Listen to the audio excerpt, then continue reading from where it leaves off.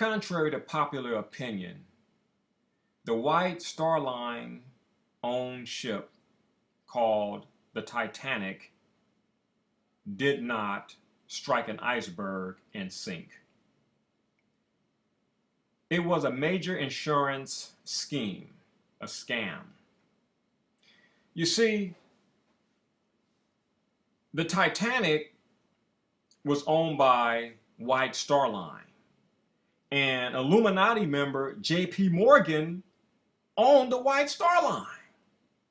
All you got to do is go research the history of this personality, this character named J.P. Morgan, and do the independent research on the Titanic, and you're going to put two and two together, and you're going to realize that J.P. Morgan got over on people, on the government again. He did it so many times. Him and his cronies, his buddies, got over on the American people, the American government, so many times. And he did it again with the Titanic. You know, it really wasn't the Titanic that went out. You know, on that April, I believe it was 1912 voyage, that April 1912 voyage, it really wasn't the Titanic. It was the sister ship, also owned by the White Star Line, called Olympic, that was actually larger than the Titanic by 100 feet, I believe. It was that ship that actually went out on the maiden voyage as the Titanic. See, the Olympic was an older ship, but it gave the White Star Line and J.P. Morgan a lot of problems, had a lot of mechanical problems. It was involved in a few accidents. It was just a financial disaster. And this cat J.P. Morgan, just like the rest of the robber barons, those guys were wickedly, insidiously smart. That's just what it was. I mean, these guys were smart, but they were wicked. They were sinister. But that's how you rule the world. You know, it's not about good and bad.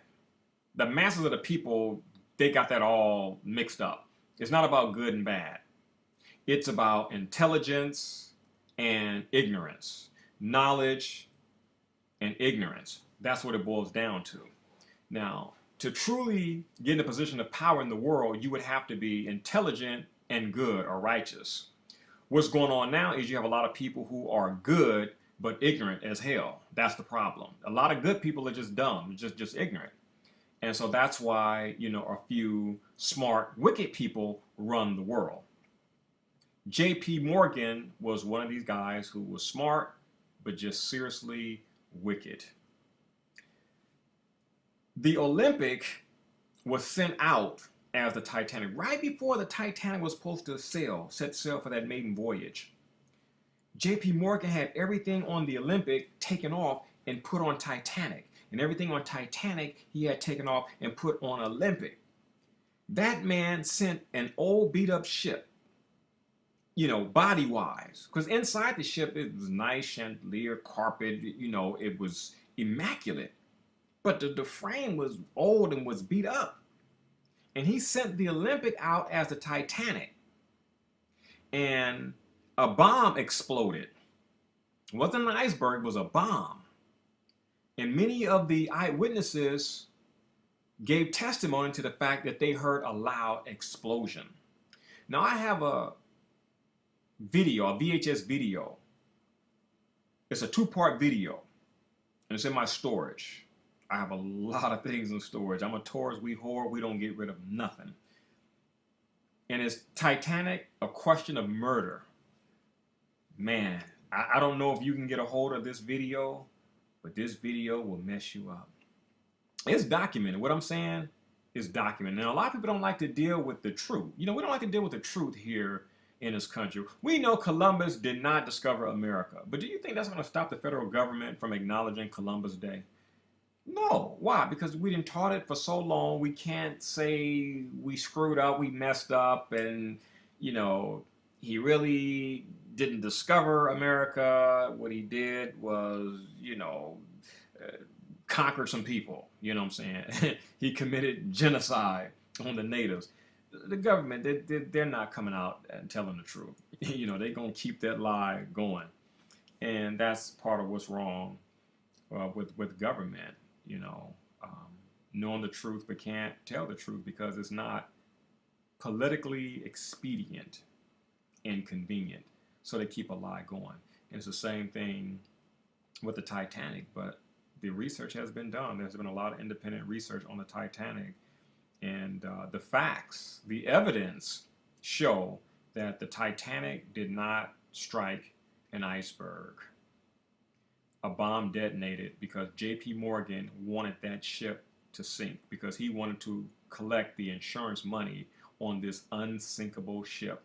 And it is reported that J.P. Morgan received 10 times the amount of the cost of the Titanic in insurance money. You got to call that a serious scheme. I mean, that was a scam masterfully pulled off. He pulled it off. And innocent people had to die because, again, it goes back to the insurance. J.P. Morgan had insurance on the passengers, and you know, people died so that one man can make money. But that's the robber barons for you. That's the robber barons for you. Now, the Titanic weighed 40,000 tons. Now, according to ship law, and it may be old ship law, there's supposed to be 1,000 lifeboats for every 10,000 tons. For every 10,000 tons that a ship weighs, there's supposed to be 1,000 lifeboats. So 10,000 tons equal 1,000 lifeboats. The Titanic weighed 40,000 tons. Therefore, the Titanic was supposed to have 4,000 lifeboats, which means everybody on that ship before it went down would have gotten off the ship had they gone by, the rules and the regulations. Every 10,000 tons equals 1,000 lifeboats. Well, there was, what, about 1,000 or less lifeboats. Do you think White Star Line didn't know that they were supposed to have 1,000 lifeboats per 10,000 tons pertaining to the weight of the ship? Of course they knew that. There were less lifeboats on the Titanic, which was really the Olympic, because people needed to die, or they had to die, I should say. Well, J.P. Morgan needed for people to die. I mean, it was an insurance scam, an insurance scheme, and he collected. And he made sure that that ship went down in iceberg waters because he needed that alibi.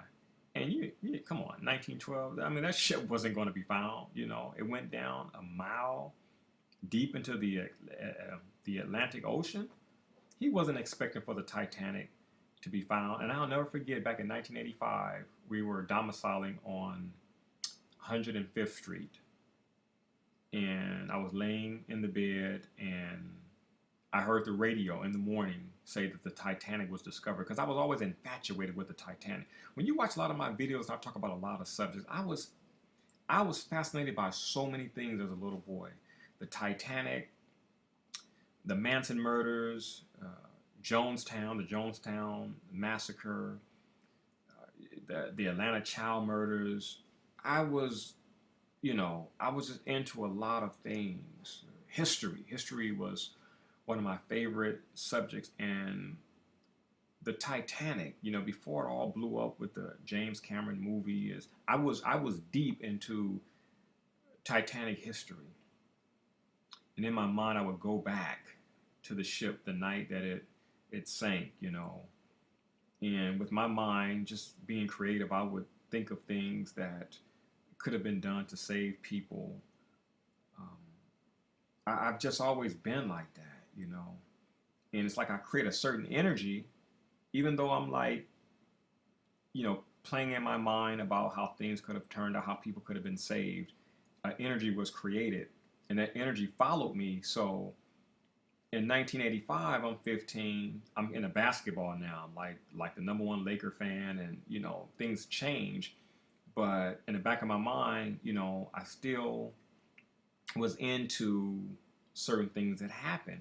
World history, national history, and one of those things were the Titanic. So in 1985, I just happened to be listening to the radio, and it's like they found the Titanic, and I used to actually pretend, fantasize that I had billions of dollars to locate and raise the Titanic. I saw a movie in 1980 starring Jason Robards, and it was called Raise the Titanic. And then that movie greatly impressed upon me, And I remember reading about certain individuals talking about if the Titanic was found, that it would cost billions to bring it up from the sea. And I would hear about people saying that, if the Titanic was found, I think that we should leave it there. Even when the Titanic was found, you had a lot of people saying, no, leave it there. It's a watery grave. Let's respect the people who died there. And I'm the type of person like, man, forget that. These people are, I mean, come on, it's just skeletons now.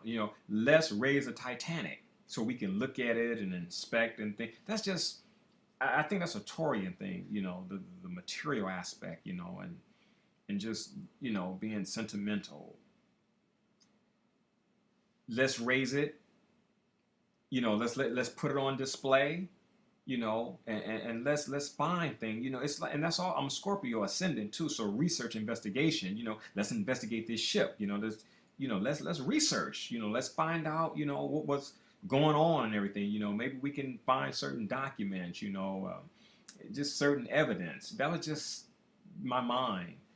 You know, just fantasizing, thinking about being a billionaire and spending billions of dollars on raising the Titanic. And I didn't understand a lot of cats back then who said that they would not spend the money to raise the Titanic.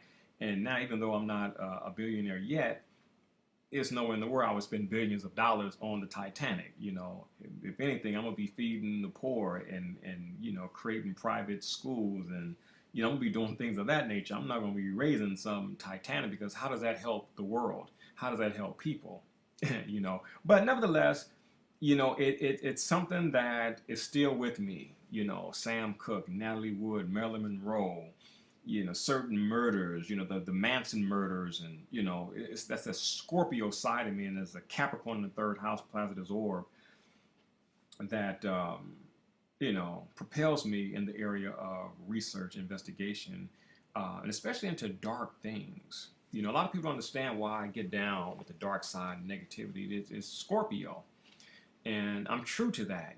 Anytime you're true to yourself, you're going to be successful in life, because as old Shakespeare, who was really, well, I should say Shakespeare was a pen name, a pseudonym for Sir Francis Bacon.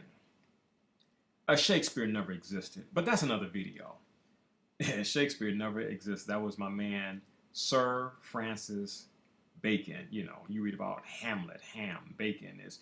The dude wrote in code words. That's another fascinating topic. My head, I have so many things in my head that to me are just fascinating.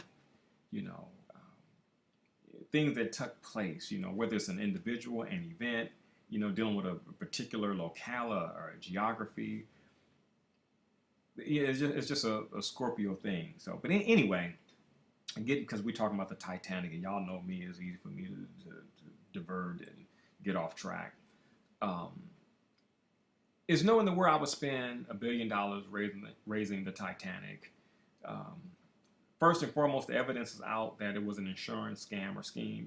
It really doesn't even involve me or involve anybody on the scene today. A lot of people are interested in what happened for various reasons.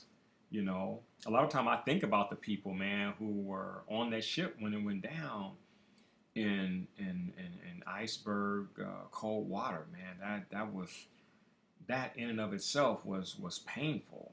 That water was cold that night, man. Wow, talk about hypothermia. man, you know, and I think about things like that, you know, like in Jonestown, like, man, you know, these people that were waiting to, you know, to die, like what was going on in their minds, man? Did anybody think to escape? You know, what I have done, if I was on the scene, this mind, yeah, I play around a lot. I'm always thinking, you know, when I was in South Central Los Angeles and the Night Stalker was on the scene, Richard Ramirez, you know, I would be up many nights, even though I knew he wasn't coming to South Central, and I felt safe in South Central. You know, even though we had bars on the house, most of the homes had bars, you know, over the windows on the windows. You know, which now when I go, you know, when I return to the hood and look at the houses, I'm like, man, you know, like were we keeping people out or were we keeping ourselves in? You know, because you hear about homes burning up and there are fires and people are trapped in the house because bars are on the windows. It's crazy, you know, because I reside in Glendale now, and you know, there are no bars on the homes, you know, so it's just a whole different dynamic. And even dealing with Richard Ramirez, I didn't know anything about Glendale, but a couple of the victims actually resided here in Glendale. You know, the Hillside Strangler murders took place here in Glendale. And even though it's a safe city, you can see why certain things took place because it's so quiet. You know, this would be the perfect place to commit a murder because you know it's safe here. The energy is safe. You will catch people slipping, and you know people had the windows open even after the Manson murders. You know, I think we got a little lax after the Manson murders. You know, because people stopped, you know, leaving the windows open. You know, and then people was getting house alarms installed. They were getting watchdogs, buying guns. Everything increased after the Manson murders. But I think the people got lax, and in 1985, um, you know, during that period when the Night Stalker, you know, was on the prowl, and there were a few people in Glendale who were murdered, and these people, you know, had the windows up, you know, they had the doors unlocked. It was just crazy, you know.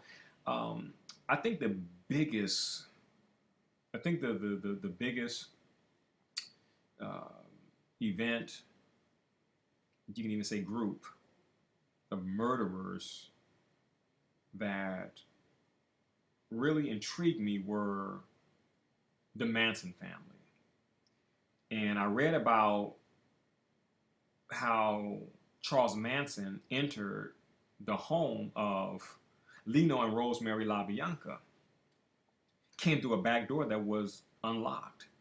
And that was just really common for a lot of people. They didn't have to worry about things, but it gave certain people like Charles Manson an opportunity to violate space, coming into someone's home uninvited and created, you know, a very bloody, very violent murder, actually murders, because Lino and Rosemary LaBianca uh, were savagely, brutally butchered. And, you know, I mean, just being deep into the Manson murders, I bought everything. As a matter of fact, I have all my books here, Helter Skelter, and books by Vincent Bugliosi. I had Road, Mangler, Deluxe by Theo Kaufman. He kind of screwed some of the Manson females, and he talks about in this book here, The Manson File, The Chronicles of Murder. This is a good book here, The Shadow Over Santa Susanna. The Family is probably the best book by Ed Sanders on the Manson murders. Manson in his own words, and this is a great book here too. Sharon Tate and the Manson murders, and then I got Squeaky, the Life and Times of Lynette Alice Frome and Roman Polanski. I just collect, and you got to read all of that information to piece things together. And I believe it was in the book Sharon Tate and the Manson Murders by my man Greg King, which I thought that book was better than Helter Skelter, written by Vincent Bugliosi. You know, but I studied so much, and I got all the intricate pieces. Like, how did this dude get into this house? You know, and they left the back door open. Manson really wanted to commit a murder of these two guys who lived in a big mansion next to the LaBianca house. It was like a little Spanish-style white house that the LaBiancas lived in, and they couldn't get in that mansion. So you know, Manson was like, "Well, hell, we'll just hit the next house." You know, because Manson was like, "We're gonna kill somebody," because Manson was pissed off because he didn't get a record deal. You know, and people, you know, Djehuty, why did Manson do all that?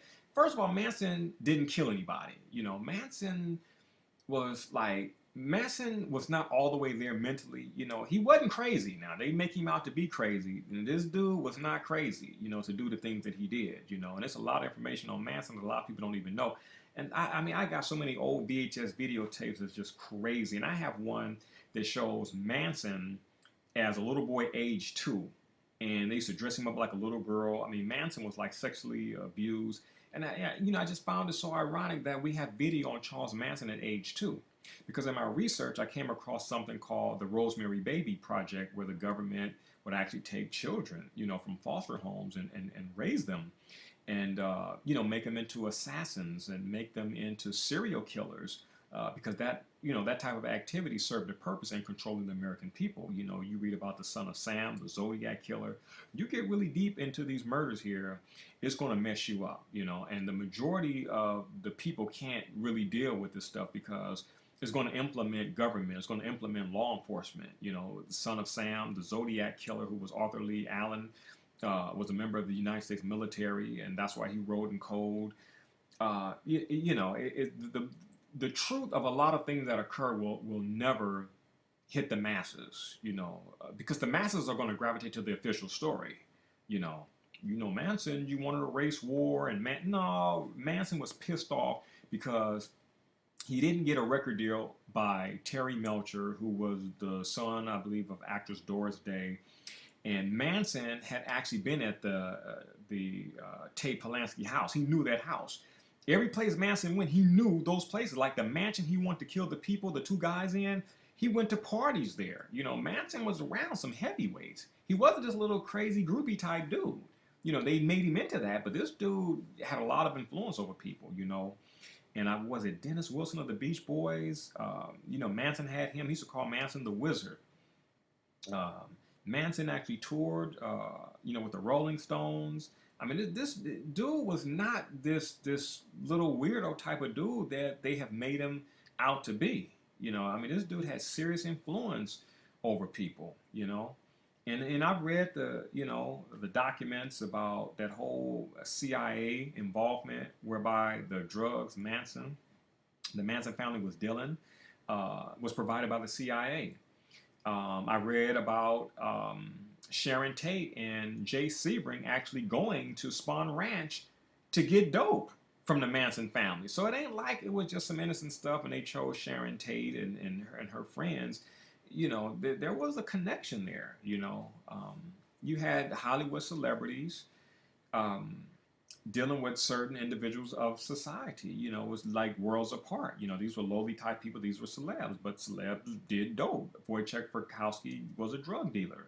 You know, Sharon Tate, Roman Polanski, you know, they did opiates. And the Manson family, you know, provided drugs. You know, you get deep into the Manson family, you're going to be dealing with drugs, so-called illegal or illicit drugs. But you know, my research led me to discovering how they entered that house. And I know for the Tate house, they took the screen off the window and opened up the window and came into Sharon Tate's house and, of course, butchered everybody in there. And they would have butchered William Garrison, the 17-year-old housekeeper who was in the back house. And he lied for all those years. And I know I'm supposed to be talking about the Titanic, and I should have did a video on the Manson murders. I studied too much, and everything just flows now. So bear with me. The 17-year-old William Garrison, he lied, said he didn't hear nothing. I'm like, you know, that's bullshit, man. You know, how you not gonna hear a gunshot, man? You're in the back house, and that dude heard everything. But you know, I can't blame that dude. He hid. You know, he heard like the door. They were trying to open the door to the back house, and he was smart. He ran out, and he was back there with the dogs, with the watchdogs. And that must have been some eerie stuff, man. That must have been some very eerie stuff, you know, to witness those screams and you know, to hear people dying, or to hear people being murdered. Um, it was just very eerie. Beverly Hills is very beautiful.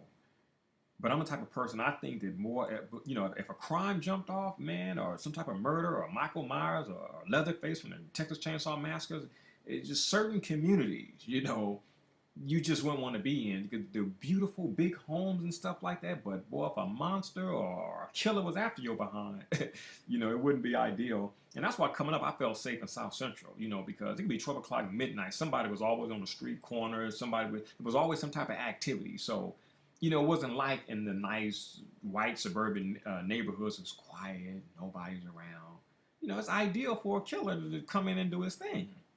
South Central wasn't happening, because, it was just always somebody out. Cats with the boom box, listening to music, be 12, 1, 2 o'clock. You hear somebody arguing. There was always activity going on. So you felt safe, even though you're part of the larger city. We read about the night stalker in the LA Times, he struck again. Our old newspaper, the Herald Examiner, the night stalker, struck again. And it's like, damn, like you in South Central, but you connected to Glendale, you're connected to Los Feliz, you're connected to Beverly Hills, Bel Air. It's our city, and these murders are taking place in parts of our city, but nevertheless, it's affecting us as Los Angelinos.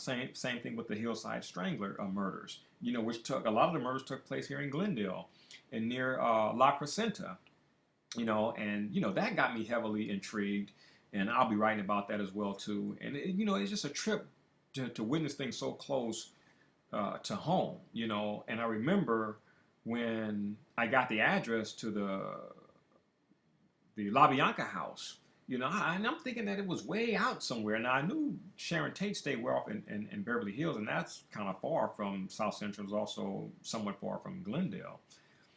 But I found the address. I'm like, man, wait, I travel down Los Feliz all the time. So you get to Los Feliz and then you get to Griffith Park. I believe it's Griffith Park Avenue, and you bust a left, and then you go down this other street because Greg King wrote about it in his book. So when I read about addresses, I'll get those addresses and I go there. I'm a writer, and in order for me to be effective in my writing type of writer that I am, being a Scorpio ascendant, I go to certain location. Now I don't go in the house and I don't do things like that. I don't have it in me to do stuff like that.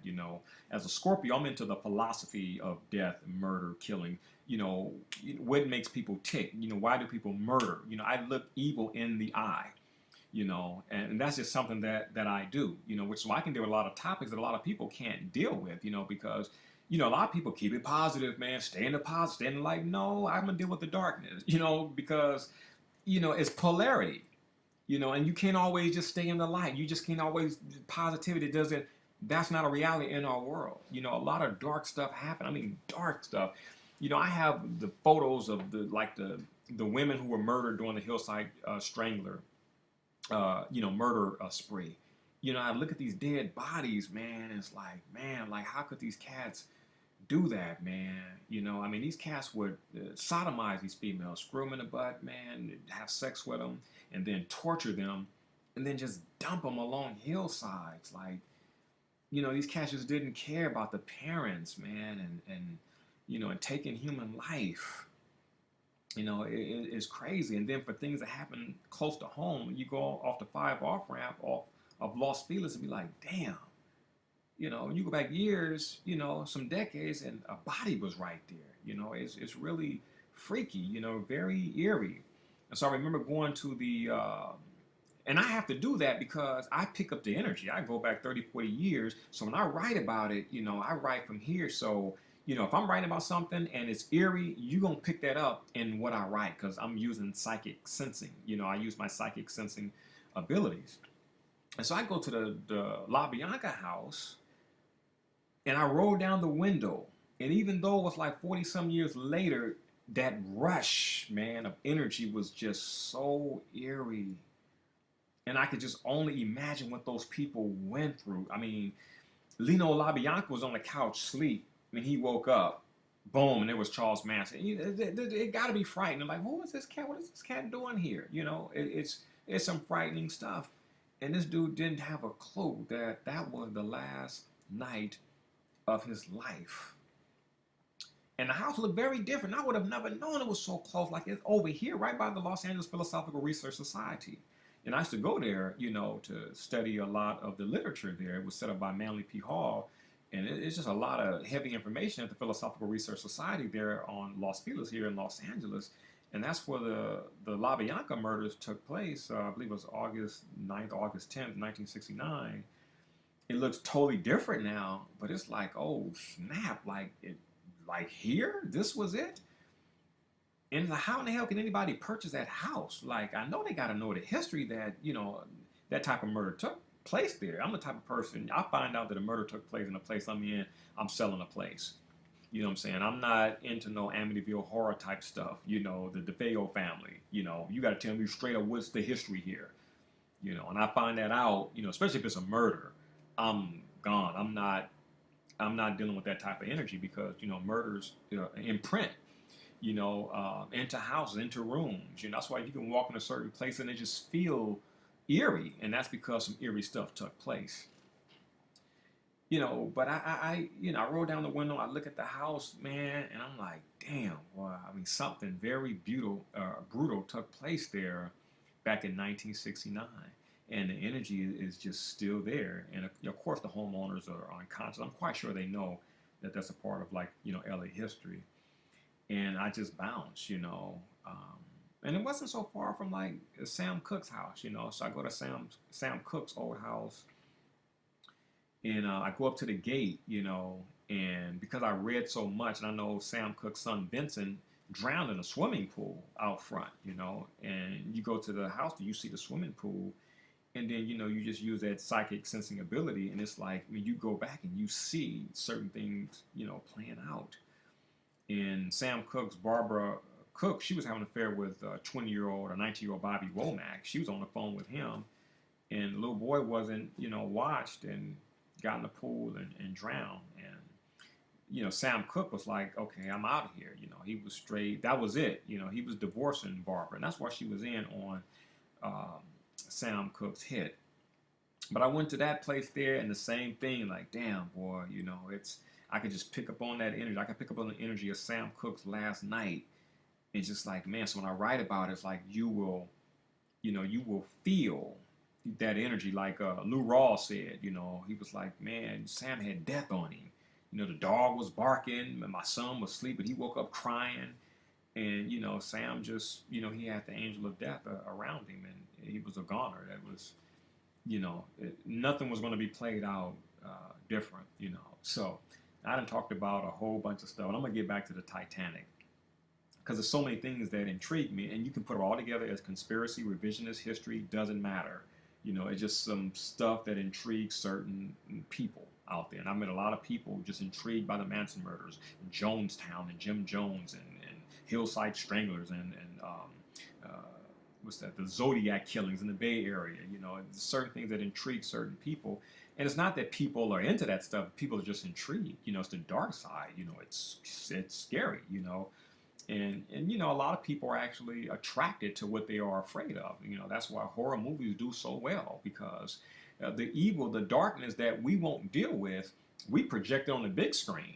So we got Michael Myers and Leatherface, and these are just little characters that represent the dark side. And the closest we'll come to dealing with the dark side here in America is horror movies. It really speaks to the collective psychology of Americans, where we'll spend millions of dollars, to be scared.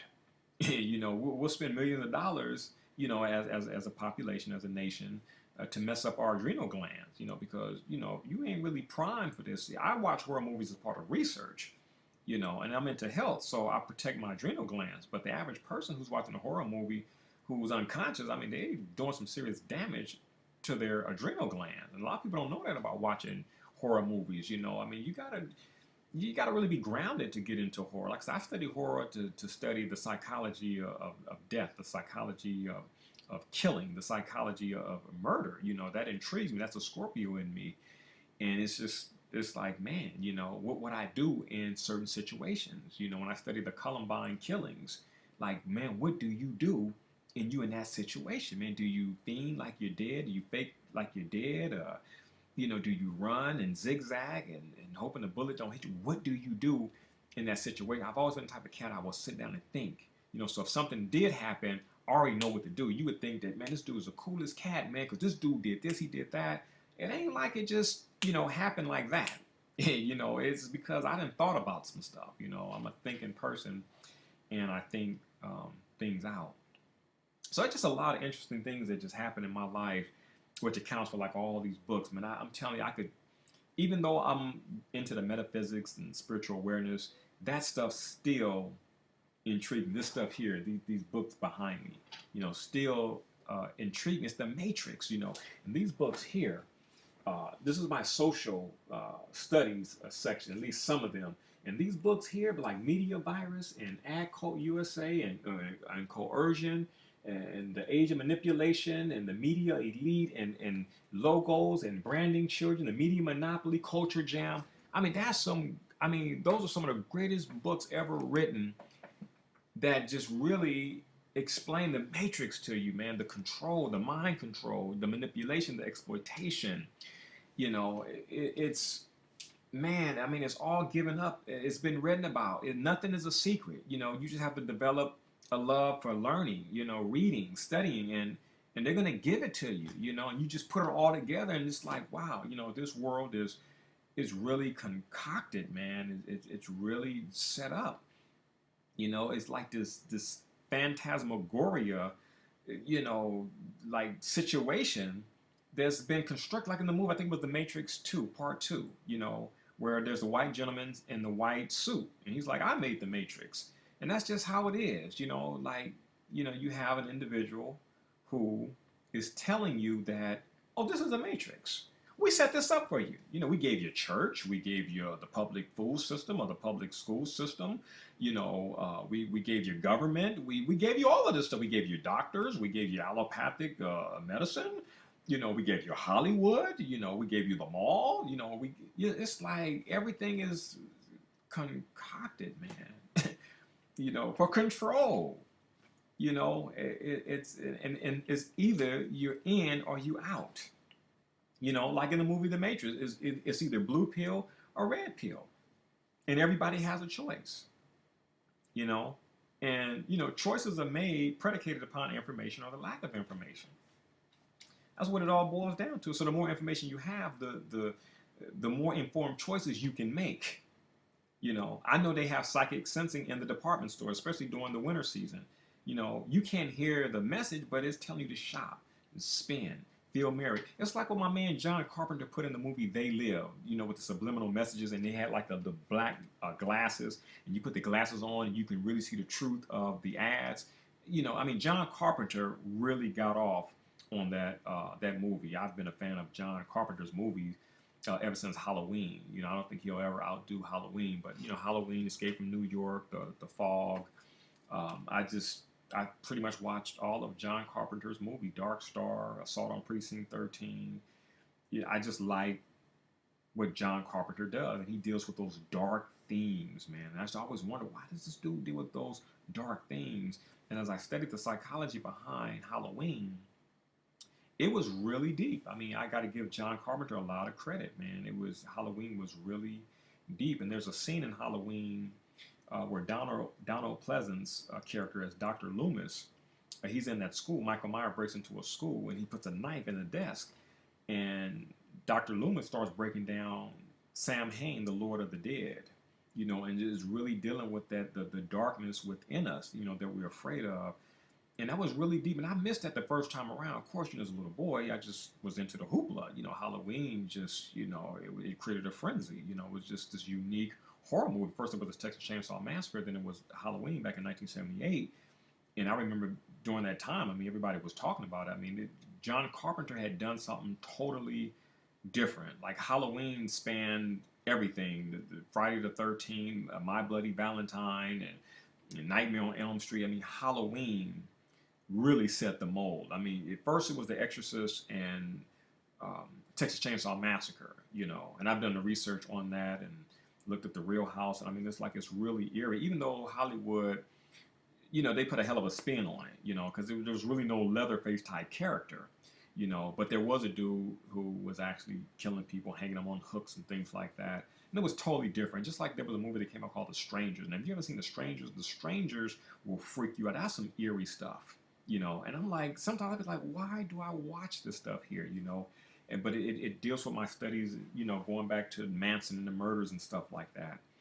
And it's like, there are actually people out here who will look normal, man, and they're just twisted, man. I mean, I got some images of some of the black bodies that Jeffrey Dahmer killed and just ripped apart, man. And I have this one image, and I'm like, what? I mean, this dude his chest cavity just wide open, man. I mean, because Jeffrey Dahmer was into cannibalism. And it just make you think, like, I mean, how many houses have you gone over to people? You meet people, I'm like, yeah, come on over, boom, boom, boom, boom, boom, and because I study, I don't just go to anybody's house. At one point I did, and you study this stuff, and you sit back and think, like, you know, I could be coming over to a murderer's house, man. A lot of people, like when you study the Hillside Stranglers, there was a call girl, and she went to a empty room in a building that Kenneth Bianchi stayed in. I believe it was on Hollywood on Tamarind Street. She just thought she was going to serve another trick, was murdered. So when you study the things that I study, it makes you think, like, I just can't be going anywhere. I got to be like in the movie Scarface. I got to take somebody with me, man. I'm going here. And look, if I ain't out in 10 minutes, you need to come knock on the door. You need to do whatever. It's like planning things. And a lot of people just don't plan. You meet people and can I come over? And you meet a guy you like him or a woman you like. And, you really don't know this person, So even though I'm a man and I'm like, I meet anybody new. Listen, let's meet at Portello's Bakery on Brand, let's meet at Java Cafe or something like that. I got to really know you because there are a lot of twisted people in the world, and there are a lot of people who play normal. There's a movie called American Psycho, and this dude is rich, rich white cat, got, I mean, everything that most people want as far as the material world is concerned. And this dude is straight butchering women, man. Appears normal, rich, and it's and this dude is murdering women. It's like, but that's some real stuff. You know what I'm saying? Movies reflect real life, and real life reflect movies. And there are people out there that are like that. I'm working on my article on the Natalie Wood murder, and you look at Robert Wagner, and it's like this dude was on Heart to Heart. You never thought anything negative of Robert Wagner. Like, this dude, I mean, straight killed his wife. I mean, alcohol was involved, but I mean, the rage in this dude, man. I mean, this dude dragged that woman by her ankles off that boat. I spoke to author Marty Ruley. She is the author of the book Goodbye Natalie, Goodbye Splendor. And she saw my video, so she called the health store in Gumpton. You got to call Marty. I said, who is Marty? I'm like, oh, snap, this is Marty Ruley, the author of the book. And that's just how my life go, man. I've met so many people, man. And the trip thing about it is, they reach out. I just do me, and it's just bam, bam, bam. They're just there. So I said, oh, snap. I said, well, what the hell she want with me and everything? Gumpton, like, she want to talk to you, man. She got evidence, and just boom, boom, boom. So this was Sunday. I spoke to Marty Sunday, and I'm glad I did.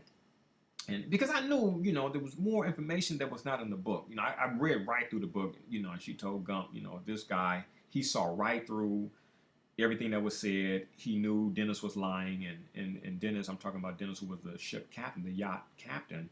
I saw right through it, and yeah, I mean, if you look at the evidence, man, you know what took place. This dude murdered his wife. But I think about Robert Wagner in a sense of becoming so enraged. And I truly believe that Christopher Walken and Natalie Wood were having an affair. And many people in Hollywood that was working with her on her last film, Brainstorm, which was released in 1983, also said the same thing, But I could just sense that, and especially Robert Wagner, the way he behaved, there had to have been that affair. But for that monster, that Dr. Jekyll, Mr. Hyde, situation to manifest, and of all people, Robert Wagner, who has everything in life, like, is it that serious? I know you hurt, your woman is screwing around on you and things like that, but that dark side that's in us, man, that's, it comes out, rage, anger brings it out, and you beat the hell out this woman, right? You beat the hell out of Natalie Wood in that master estate room, and you drag her by her ankles, and you pull her out, where was it? It was the back of the back of the yacht where the swim step was. And Marty Ruley, she states in her book that Dennis Davern, while he's drunk at a bar, tells her, Marty, Robert's an evil man. He put the jacket on her. And I'm like, this dude actually put the jacket, and I knew that, Even Dennis didn't even give it up, but I knew it. He put the jacket on her, and this dude dragged her, from the stateroom out back, opened up the door to the swim step, and threw that woman in that cold water. And I'm like, damn. But the trip thing about it was, it wasn't how Davern tried to portray it.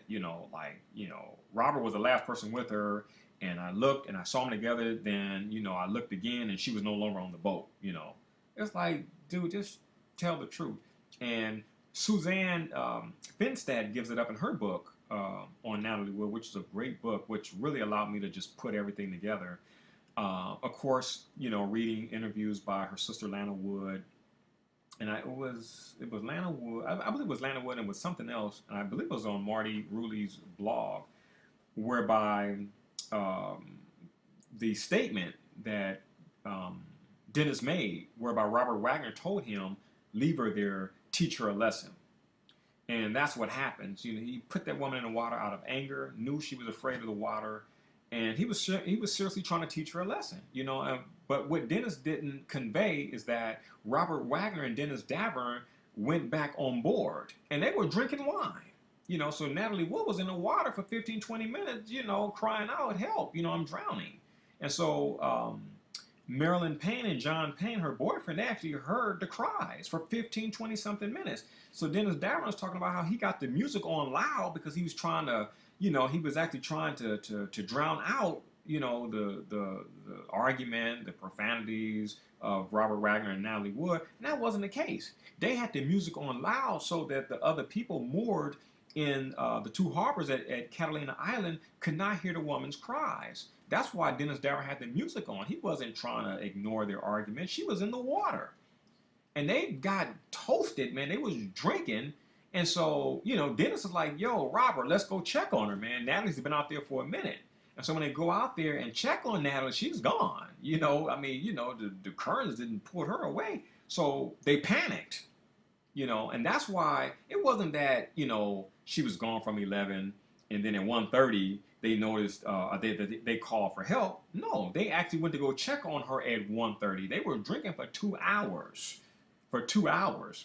And it was at 1:30 when Dennis Davern said, let's go check on her, that Natalie was gone. So that's why you keep hearing Dennis talk about Robert Wagner come back saying, she's gone. She's gone. She's gone. Yeah, she's gone. Gone and like dead. So this dude panicked. Because where else is she going to go? She doesn't know how to swim. The water was like 54 something degrees. So hypothermia kicked in about 30 minutes. She lived, for a few hours, but the hypothermia kicked in, not being rescued, she was going to be a goner. And it's like, that dark side came out of this dude, and that dude murdered his wife, man, and got away with it too, So, the dark side of life is there. A lot of people don't want to deal with it. And a lot of people are attracted to what they don't want to deal with. A lot of people are attracted to what they are afraid of, but there's a psychology behind that. But whether it's in the movies or, in real life or, in actuality, for a person like myself, it's very intriguing. I used to go to a car wash in Glendale in Colorado.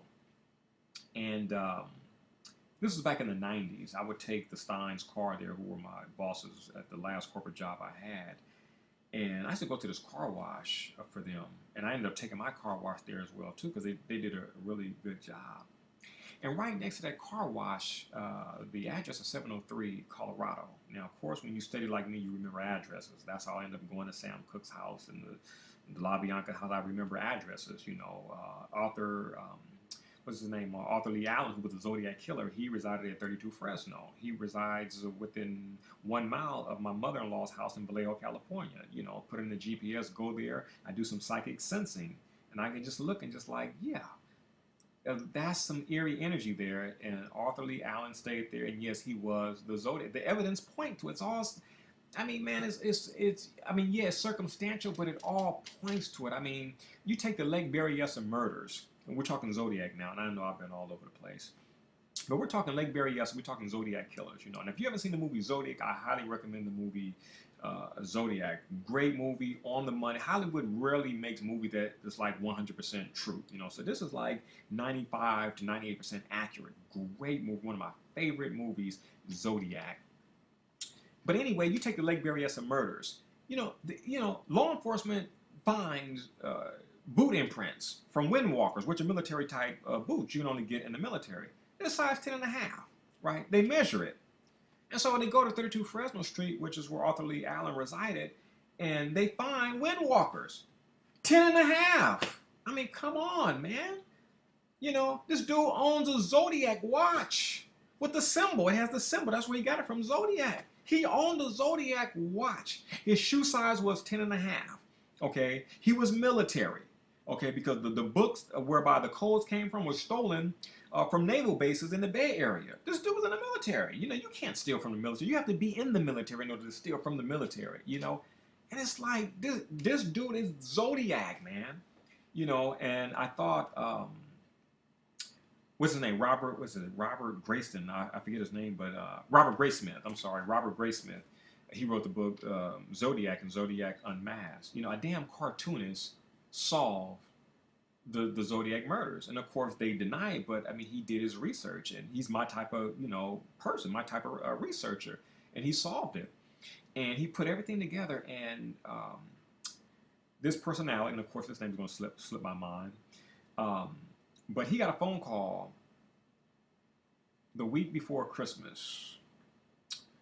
I believe it was, what was it? I believe it was, no, he got a call on Christmas Day, which was December 25th. And he got a phone call. He wasn't there, but his maid, his housekeeper, answered the phone, and it was the Zodiac. And she talked to him for a while, and he admitted to her that his birthday was last week. And this phone call was on December 25th. Robert Graysmith put it together. He's like, wait a minute, 1 week from December 25th is December 18th. And so when he did the research on Arthur Lee Allen, he found out that Arthur Lee Allen was born on December 18th. So Robert Graysmith put together like, this dude is Zodiac, because he got a printout of his California driver's license. And Arthur Lee Allen's birthday was December 18th. I think he was born in 1940, something, 1930, 30s or 40s, what have you, because this took place in the 60s and the early 70s. But he got a printout of his driver's license, and sure enough, December 18th, whatever year, the 30s, 1930s and 1940, whatever the year was, but it was the birth date was actually December 18th. And Graysmith, he puts it together like, wait a minute, you know, when that dude called and told her that, yeah, it's my birthday, you know, well, my birthday was a week ago. And Robert Graysmith get the copy of the California driver's license. It's like, oh, December 18th. Oh my God. You know, he did call 1 week after his birthday. He confided in the housekeeper that it was his birthday a week ago. And he was calling this particular celebrity. If you watch the movie, you know what I'm talking about. And he was the guy who was supposed to have interviewed the Zodiac on the air when he was supposed to go public. And there was somebody talking about headaches and the head hurt and what have you. But if you watch the movie, you know what I'm talking about. I mean, but Robert Graysmith did a great job of putting things together and just really exposing who the Zodiac Killer was. And, you know, now government doesn't have an interest in, you know, really letting people know what time it is, because it's like, damn, a government, you know, a member of the military, which is government. But, you know, damn, this is military, somebody in the military. You know, the American people would lose respect for, you know, the military, you know. Just like you found out police officers doing murders, you know, damn, people are going to lose respect for law enforcement. You know, if they can't respect law enforcement, you know, we're in trouble here. So a lot of time you just suppress, you know, you suppress the findings, the facts, the evidence of government, of law enforcement, you know, of military, you know, because they're people too, you know, and they have a dark side too, you know. And a lot of these guys are cold calculating. So it's like, you know, like the Hillside Stranglers, excuse me, Kenneth Bianchi and Angela Bono. I mean, these guys had fake badges, and they were acting like they were members of Los Angeles Police Department. So a few of the women who were actually murdered, they only went with them because they thought that they were really under arrest. So Kenneth Bianchi, I mean, he was really a security guard. He wanted to be a member of the LAPD and the Glendale Police Department, was turned down. They got fake badges, and they would stop women and, hey, you're under arrest, or we have to ask you some questions. You got to come with us to the station. And they put the women in the car and take the women to Angelo Bono's house. Now, I went to Kenneth Bianchi's. He lived in like this little apartment complex here in Glendale. And then Angelo Bono, his house. Now, remember, I was telling you about this car wash I go to, right? And next door to it, 703 Colorado, is an auto mechanic shop. Well, that's the auto mechanic shop that used to belong to Angelo Bono.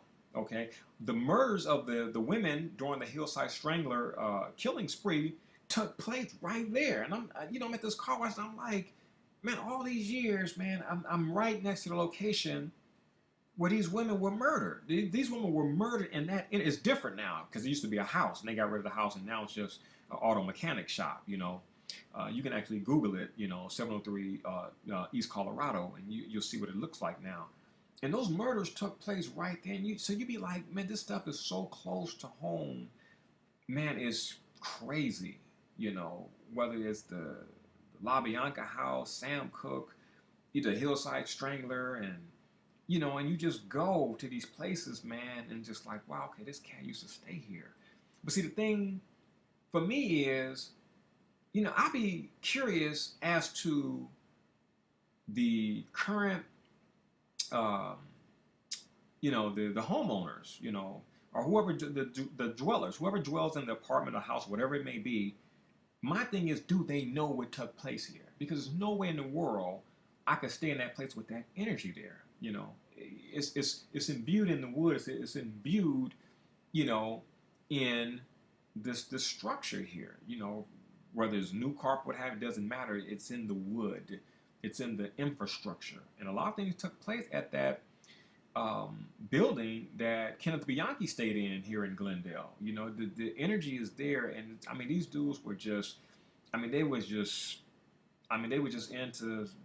really into some unskillful, dark practices, man. Wetting towels and beating women with towels, and forcing women to perform oral sex. I mean, kidnapping women and making them into sex slaves and prostitutes, and anal sex, man. I mean, they kidnapped these two little girls and turned them out into prostitute. They end up escaping too, but these women had to wear diapers, man, because they were leaking anally, man. I mean, Angelo Bono and Kenneth Bianchi, man, it was some serious stuff going on with these cats, predicated upon, what these guys did.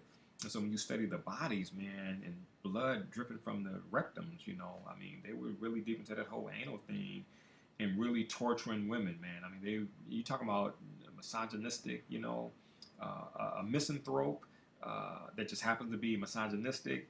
It was Angelo Bono and Kenneth Bianchi, and the things that they did to these women. You would really think that these guys would have received the death penalty.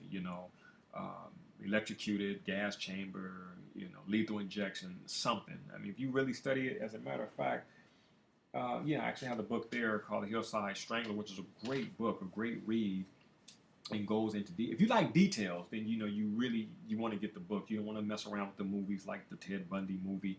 You want to get the book and really get the details if you can handle it, because a lot of stuff is seriously grotesque. It's very brutal. You got to really be able to fathom a lot of what took place. There's a saying that goes, "The dead teach the living," and the images, the picture of these crime scenes, they speak. Pictures worth 1,000 words. So when you start looking at pictures of Sharon Tate body, Marilyn Monroe body, you start looking at these people in the morgue, man, and Rosemary LaBianca, and you start looking at these bodies, man, and the eyes kind of half open, and stab wounds and stuff.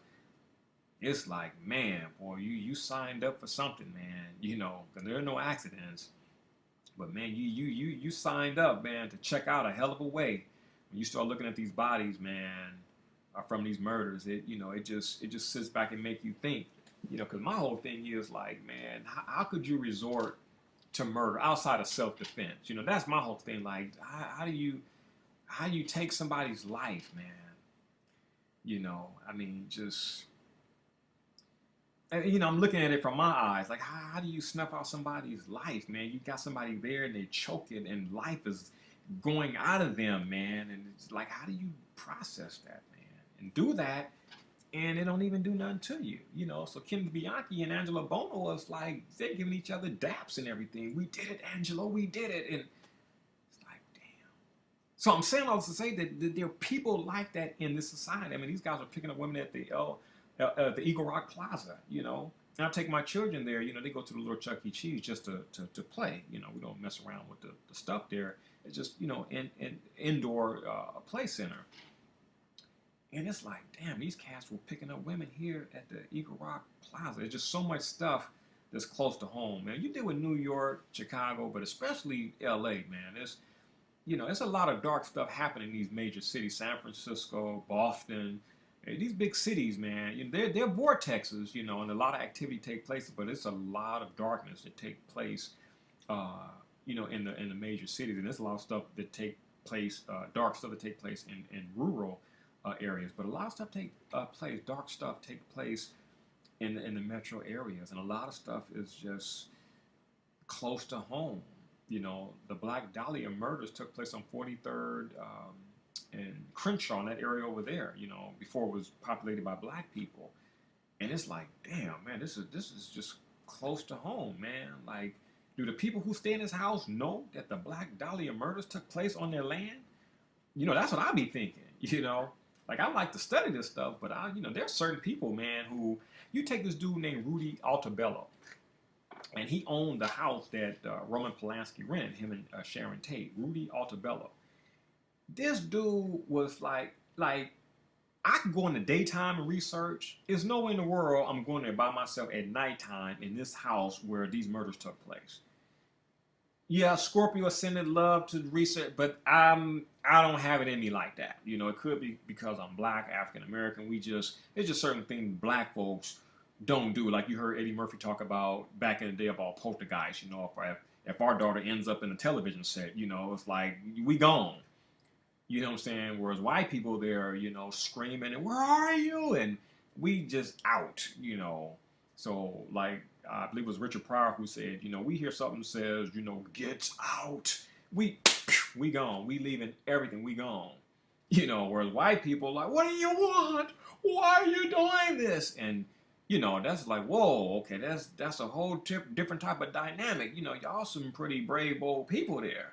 Because all we got to do is see a sign and we gone. We leaving everything behind. The dog, like the Amityville Horror, they went back for the dog. Black folks would not be going back for no dog. The dog would be gone. Dad, the dog. Well, we just gonna get another dog because we got to go. The place was haunted, and that's just how black folks, do.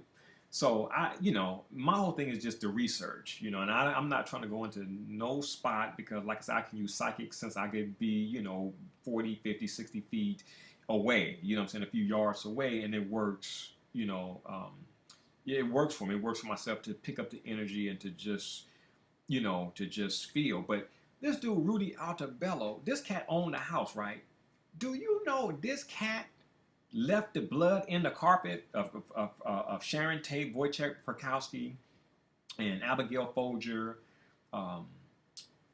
The murders took place in the house. You had Sharon Tate, you had her old boyfriend Jay Sebring, international hairstylist. You had Abigail Folger, you have Wojciech Frykowski, and of course Stephen Earl Parent. He was killed in a car. But Tate, Sebring, Folger, Frykowski, these people were stabbed. Because Abigail and Wojciech, they found them on the lawn, but there was blood all over the carpet in the house. Dude, this sucker left the blood there. I mean, this dude stayed there by himself. He was proud of that house. There's certain people out there, man, that they can hang and deal with this stuff here. And it's like he thought it was cool. He would bring guests over. Look, that's the blood. That's Sharon Tate's blood. How do you leave the blood from a from that type of murder, man, that type of, see, how do you leave that there, man? The energy from that, it was crazy to think that the things that this dude preserved, man, is is to me is unskillfully, like dark, unskillfully dark, because there's skillful and there's unskillful. And this dude is way in the boonies, and man, you go over there Benedict Canyon at night, it will freak the hell out of you. Every year there's certain people in LA, they make their journey of the killers. And these are people who are for the most part straight. They're not murderers, what have you. They're just really intrigued by the Manson murder, so they relive the last night of Sharon Tate and Sebring, Fikowski, and Abigail Folger. And they had dinner at El Coyote on Sunset. So there, I mean, the restaurant yesterday, like today is what, the 10th. Yes, no, it's actually the 11th now. But this week was the 43rd anniversary of the Manson murders. So if you went to El Coyote restaurant on Sunset Boulevard, it was sold out, because there are actually people who travel all over to do this ritual where they relive the last night of the victims, the quote-unquote victims of the Manson murders. They go to El Coyote and they drive up the Benedict Canyon, they park the car, and they walk up, the hill. They do everything that the killers did, Charles Tex Watson and Linda Kasabian and Susan Atkins and just the whole killer crew, and relive that stuff. And I'm like, that's some deep stuff, man. I mean, because like I said, I'm a researcher, and I research the dark stuff. I'm not doing no ritual like that, man. That's not me. You know what I'm saying? So there's a lot of people out there who could actually be better researchers than me, because they wouldn't have a problem going into the house, spending the night in the house by themselves, and really picking up some stuff. So I think there's a lot of people out there who really do certain things that if they were writers, man, they would, I mean, you would really feel, what really took place from the words as expressed from the writer in a particular book, or whatever it is they're writing. But that's not me. So, but anyway, folks, to wrap this video up, Titanic, it really happened. It was an insurance scheme, an insurance scam, and J.P. Morgan made a fortune. Whatever the cost of the Titanic was, he got 10 times that amount from the insurance. And purposely sank it out there in the Atlantic Ocean. Where the icebergs were. I mean, it was very, very, very, very dark and cold out there. And, they were just smart. We're going to sink the ship out there. It'll never be found, And if, and in his mind, if it's found, hell, I'll be dead and gone, which he was. So it was found in 1985, but still, they couldn't bring anything up. They didn't really have any evidence. All the evidence was from the people who survived it, but you didn't hear from them. You see, as a matter of fact, oh yeah, here we go. Check this out. Check this book. I haven't done big, book reviews in a while, but check this out. This book is called The Titanic Conspiracy: Cover-Ups and Mysteries of the World's Most Famous Sea Disaster. This is by Robert Gardiner and Dan Van der Vat. The Titanic Conspiracy. This book is awesome. And this book goes into what I just told you guys about the Olympic and the Titanic and how the names were taken off right before the quote-unquote or so-called maiden voyage. This book is the bomb diggity. So, I bought it many years ago. Look for it on Amazon or internet, what have you, used bookstore. It's called The Titanic Conspiracy. And this is a great read. It's very intriguing. Very, very, very intriguing. And that's in the collection along with some other things. And I got this video called Titanic: A Question of Murder. It's 2 parts, and it was produced in Britain. I got to give Britain some props, especially when things happen in America. Great Britain be putting out documentaries that are like damn near 100% accurate, and we don't really see them over here. But they're done in Great Britain, and they just give up everything. Like Dennis Davern did an interview in England, and he pretty much told everything that happened with the Natalie Wood murder. So I got to give England their daps and things. But if something happens in England, like with Princess Diana murder, then it's different. They like how we are over here in America. How we bits and pieces, and the official story sucks, and you got to do your own research. So if it's something pertaining to conspiracy, quote unquote conspiracy in England, they don't give up the daps. But if it's something over here that happened in America, the O.J. Simpson murders, the Natalie Wood murders, what have you. Man, they give it up. But then Princess Diana, you talk about how she was murdered, which she was murdered, and just that whole thing that happened is they give you the official story. So, but anyway, I still give them props for what they do pertaining to things that happen here on American soil. So with that, people, I'm going to go ahead and end this video. On behalf of dhealthstore.com, I'm Djehuty. Thank you for listening. Thank you for watching. Peace and love.